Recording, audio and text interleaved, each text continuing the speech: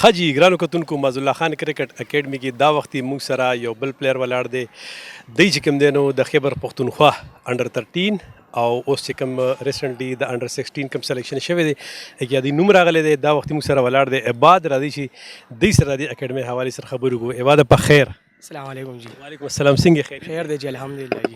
څنګه تا دلته نه انډر 13 کړی دی؟ جی بالکل ما کې بی کے انڈر 13 کړی دی 2022 کې اور دې کال 2024 کې ما پېښور ریجن انډر 16 کړی.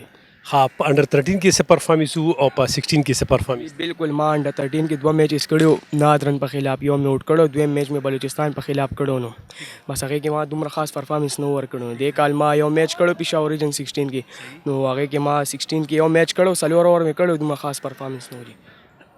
اس خبر نشته دا غټه خبره ده چې په پوره ریجن کې او په پوره ډسټریکټ کې چې کوم دی ستا سلیکشن شو په 13 کې بیا په 16 کې مطلب د دې لپاره چې کوم دی لکه چې ښه پرفارمنس کې اې د لپاره څه ضرورت دی زیات محنت څونه پکار دی؟